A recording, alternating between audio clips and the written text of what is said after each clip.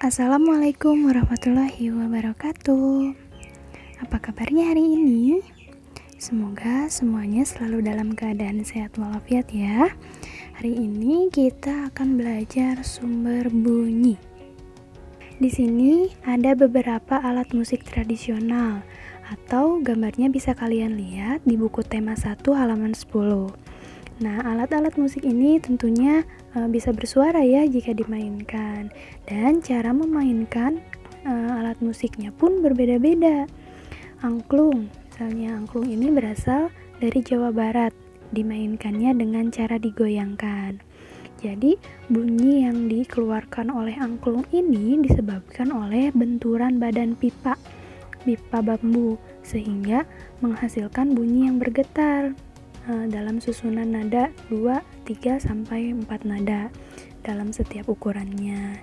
Jadi suara atau bunyi yang dikeluarkan itu tergantung besar atau kecilnya pipa bambu. Lalu ada kecapi. Kecapi ini berasal dari Jawa Barat juga, dimainkannya dengan cara dipetik. Lalu ada saluang. Nah, kalau saluang ini berasal dari Sumatera Barat, dimainkannya dengan cara ditiup. Lalu ada kendang dan tifa. Kendang berasal dari Jawa Barat, sedangkan tifa berasal dari Papua. Keduanya dimainkan dengan cara dipukul. Nah, jadi semua alat musik ini dapat mengeluarkan bunyi, dapat menghasilkan bunyi dengan cara memainkannya yang berbeda-beda. Nah, selain alat musik, ada juga benda yang menghasilkan bunyi dengan cara yang berbeda. Seperti contohnya peluit. Nah, peluit ini jika ditiup akan terjadi getaran udara di dalam peluit. Getaran tersebut yang menghasilkan keluarnya bunyi atau suara. Terus ada gelas kaca. Nah, gelas kaca dapat menghasilkan bunyi ketika dipukul dengan sendok. Lalu ada tutup panci. 2 tutup panci yang dipukul dapat menghasilkan bunyi. Lalu ada kantong plastik yang diremas oleh tangan kita akan mengeluarkan sebuah bunyi. Dan botol plastik yang diisi kerikil. Nah, jika kita goyangkan akan mengeluarkan bunyi. Jadi, segala macam bentuk bunyi itu berasal dari benda yang bergetar. Kayak tadi gelas kaca dipukul pakai sendok menghasilkan getar lalu mengeluarkan bunyi. Nah, getaran dari suatu benda itu akan mengakibatkan udara di sekitarnya bergetar. Nah, getaran tersebut menimbulkan gelombang bunyi di udara. Nah, jadi benda-benda yang bergetar dan menghasilkan bunyi itu disebutnya sumber bunyi. Benda-benda yang bergetar itu yang tadi, ada alat musik, terus ada benda-benda lain seperti peluit, 2 tutup panci yang dipukul, gelas yang dipukul dengan sendok, dan benda-benda yang lainnya yang bergetar dan menghasilkan bunyi disebutnya sumber bunyi. Sedangkan bunyi itu sendiri merupakan hasil dari getarannya, hasil dari getaran suatu benda yang kemudian merambat dalam bentuk gelombang. Bunyi dapat merambat melalui udara, benda padat, dan benda cair. Akan tetapi, bunyi tidak dapat merambat pada ruang hampa. Ruang hampa itu ruang tanpa udara. Di sini ada 3 contoh percobaan perambatan bunyi. Ada melalui udara, melalui benda padat, dan melalui benda cair. Contoh yang pertama melalui udara.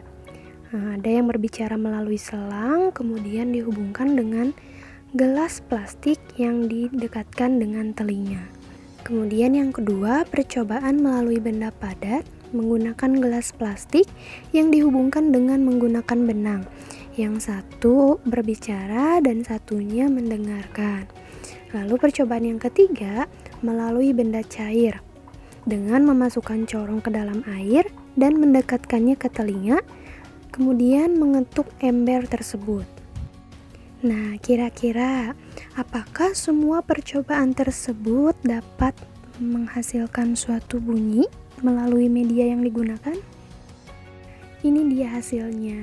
Nah, kan sebelumnya sudah dikatakan juga ya, bunyi itu dapat merambat dan sampai ke telinga kita melalui udara, melalui benda padat dan benda cair.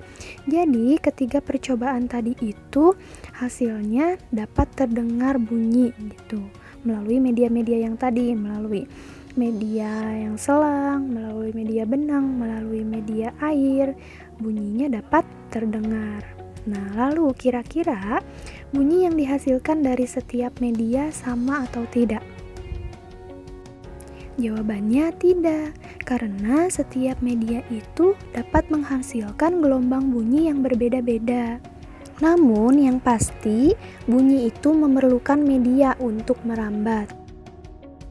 Jadi, bunyi itu dapat terdengar jika memenuhi 3 syarat ini. Yang pertama, harus ada sumber bunyinya. Sumber bunyinya yang tadi dapat berupa alat musik atau benda-benda yang lainnya. Lalu yang kedua, ada media penghantarnya. Media untuk merambatnya atau media penghantarnya ada 3 yang tadi, udara, benda padat, dan benda cair. Lalu yang ketiga, syaratnya adalah ada pendengarnya. Nah, ketiga ini syarat agar bunyi dapat terdengar. Bunyi yang merambat melalui udara kemudian ditangkap oleh telinga kita.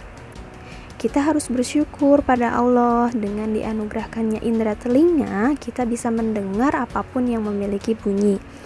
Bentuk dari rasa syukurnya bisa kita lakukan dengan cara merawat telinga dan menggunakannya dengan baik, dengan benar gitu ya. Menggunakannya dengan baik itu yang seperti apa? Seperti kita mendengarkan hal-hal yang bermanfaat gitu, seperti mendengarkan ceramah, mendengarkan tilawah, atau mendengarkan hal-hal yang lain yang bermanfaat bagi kita gitu. Setiap hari kita dapat mendengarkan bermacam-macam suara, tetapi tidak semua suara, tidak semua bunyi dapat kita dengar. Telinga kita hanya mampu mendengarkan suara yang berfrekuensi antara 20 sampai 20 ribu getaran per detik. Nah, frekuensi ini merupakan getaran yang terjadi setiap 1 detiknya. Satuannya itu yaitu hertz atau Hz. Berdasarkan frekuensinya, bunyi ini terdiri dari 3 macam. Yang pertama, bunyi infrasonik. Nah, bunyi ini memiliki frekuensi yang sangat rendah, yaitu kurang dari 20 Hz. Nah, bunyi infrasonik ini dapat didengar oleh hewan-hewan seperti kelelawar, jangkrik, dan kuda. Lalu yang kedua, bunyi audiosonik. Nah, kalau bunyi ini mempunyai frekuensi yang sedang. Frekuensinya di antara 20 sampai 20 ribu Hz. Nah, bunyi audiosonik ini yang dapat didengar oleh manusia. Lalu yang ketiga, bunyi ultrasonik. Nah, kalau bunyi ultrasonik ini mempunyai frekuensi yang sangat tinggi, yaitu lebih dari 20 ribu Hz. Bunyi ultrasonik ini dapat didengar oleh lumba-lumba. Nah, sekarang buka halaman 103 dan kerjakan bagian ayo berlatih. Cari tahu bagian-bagian, cara merawat, cara kerja, dan fungsi dari indera pendengar atau telinga kita. Nah, seperti biasa, hasil kerjanya difoto, kemudian dikirimkan melalui Google Classroom. Untuk mengerjakannya, kalian bisa bertanya kepada orang tua, kakak, atau bisa juga dengan membaca buku, atau bisa juga dengan browsing di internet. Alhamdulillahirrabbilalamin, sekian pembelajaran pada hari ini. Semoga ilmu atau pengetahuan yang kita dapat hari ini dapat terus diingat dan dapat bermanfaat di kemudian hari. Terima kasih telah menyimak materinya sampai akhir. Sampai bertemu lagi di pertemuan selanjutnya. Wassalamualaikum warahmatullahi wabarakatuh.